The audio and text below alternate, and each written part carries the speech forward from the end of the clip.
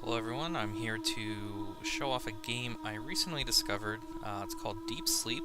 It's on a website called GameJolt, and GameJolt has a lot of free indie games for download, or you can play them through Flash right on the website, and it's pretty neat. I've seen a lot of different stuff. I recently took a look at Lakeview Cabin, which is sort of like a Jason on a lake horror-inspired game where not a lot happens for a couple days and then things really go bad. That's definitely one you should check out. But for now, we're going to talk about Deep Sleep. It's by Script Welder, and it's about lucid dreaming, kind of being awake in a dream, except this time it's a nightmare, and we're kind of exploring a room, a building, a facility. It's not really clear what's happening, and it's kind of the point, but I wanted to show off a little bit of the game today, and here we go.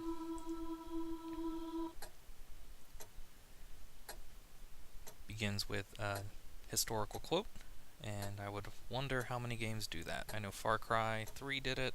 I think all the Assassin's Creeds do it. So it's a point-and-click horror game, and has this sort of grainy filter over it, which is kind of neat looking. You can kind of click around. You'll get some text.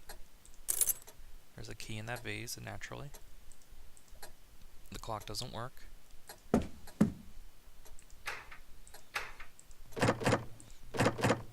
Deep Sleep has some really good sound design, and these locked doors bring me back a whole week. Last week I finished up Silent Hill 2 for the very first time, and these remind me of when you were in the apartment buildings and all the doors, most of them are locked.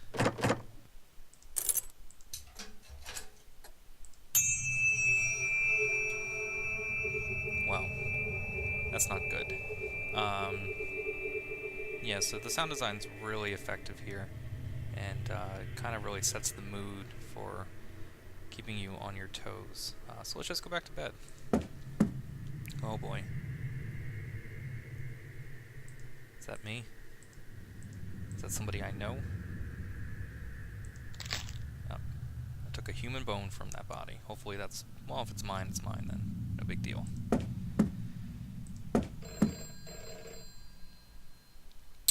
So you click, just kind of here on the edge. It's kind of hard to see. The cursor's white when it's over things that you can't interact with, and it kind of turns soft gray, maybe a light blue when it is able to interact with something. So you move from screen to screen by just kind of clicking to the ends. Kind of would have wished maybe there was a little more, maybe like an arrow would pop up so you'd know how far you can go over without going to the next room. Let's go answer that phone.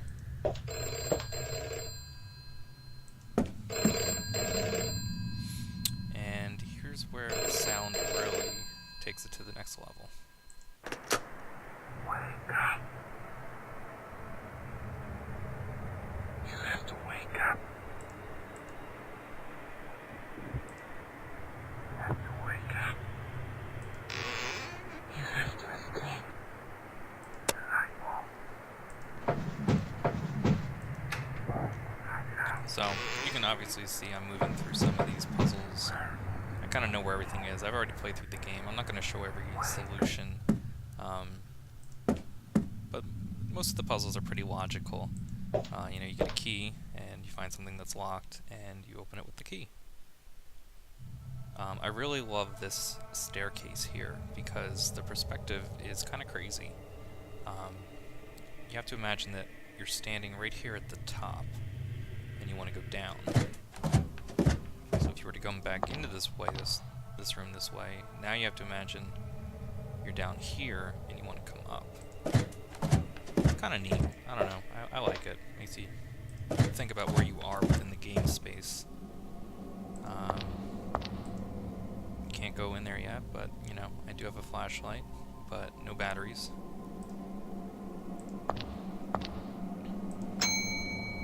Hello?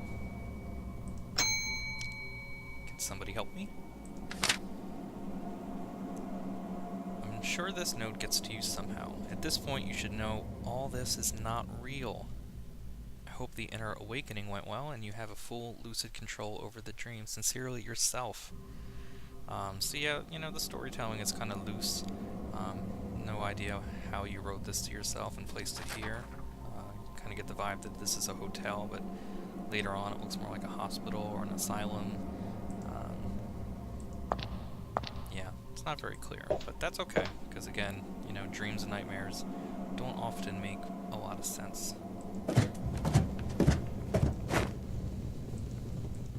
Let's go check out this furnace.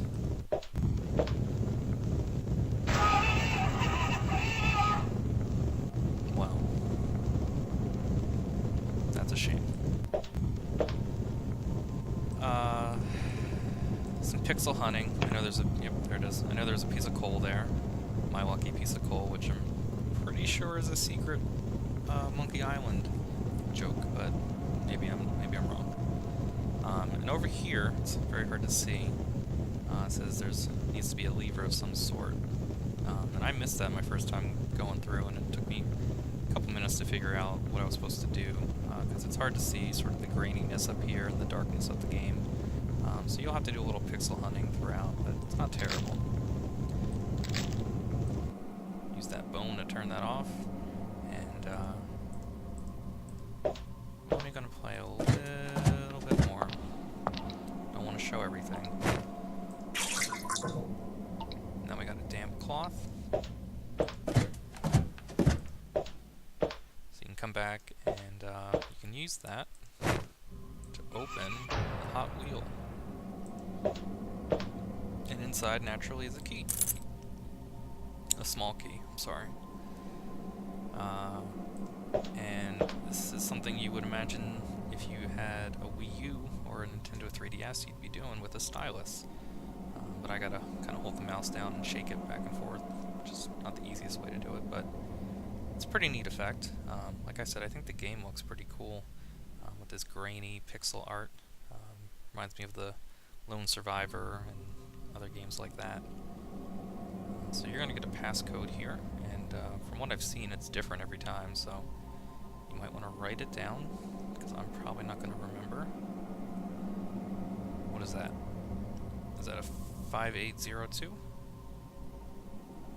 Yeah, you'll remember that, right? 5802. So, now that we got a small key, if you remember it correctly, probably don't, but I went through it pretty fast. There was a locked drawer in that telephone room. Click, click, click, click, click, click, click. You have to wake up. Yeah, I don't like this room a lot. And now we got batteries, Wake up. so you can just kind of pop them into the flashlight. And I know with games like Slender and Outlast and things like that, you know, flashlights are pretty popular in horror games, and the one here works just as well. I think it has a cool effect with the graininess of the game. You have to wake up. I'm trying to. So, kind of just exploring some dark rooms now.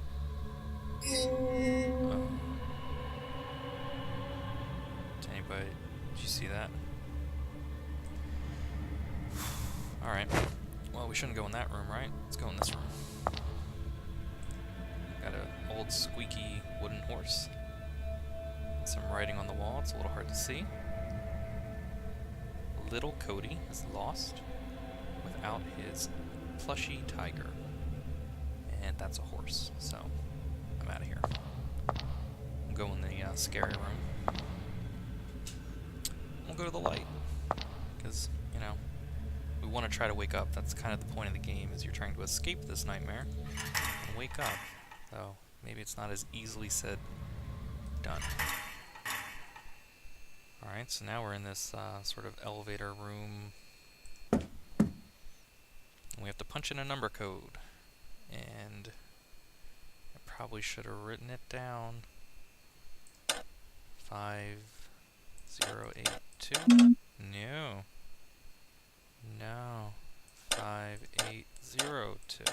Yeah, we did it. So you gotta open this door by clicking this each single time. Sort of crank lever here. which is kind of weird, and not that easily done with a mouse. I don't know. Can't see anything. Ah! No, nothing there. So we're only going to play a little bit more, because I don't want to give everything away.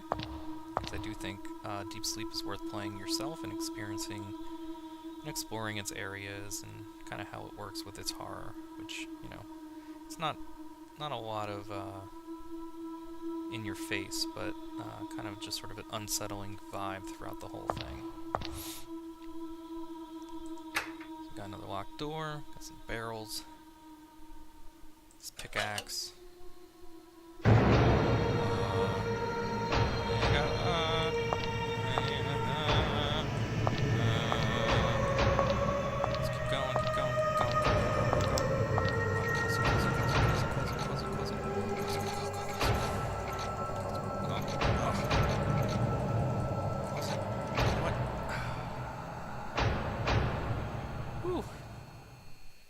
So yeah, there's no combat in Deep Sleep. It's kind of one of those run away from the monster games, a sort of Amnesia inspired, and that's okay, you know. You'll come across some others later, but no fighting, even though you got a pickaxe. You might think that would be the solution, is to throw it at the monster, but that wouldn't work. Trust me, I tried. But it goes on a little bit further after this, and I won't explain what happens next. You take that pickaxe and you go somewhere with it, and definitely worth checking out, though. Evidently there's a sequel already, because this was made in 2012, and there's a sequel called Deeper Sleep. Don't get that confused with Deeper Sleeper. That's something else, I'm sure. But I do want to check that out soon, and I probably will this weekend, just because I have this game on my mind, and I think it's really, really cool and really effective. And it's free to play. You can just kind of open a browser and start clicking away. So, Deep Sleep on Game Jolt, check it out, and I'll see you next time.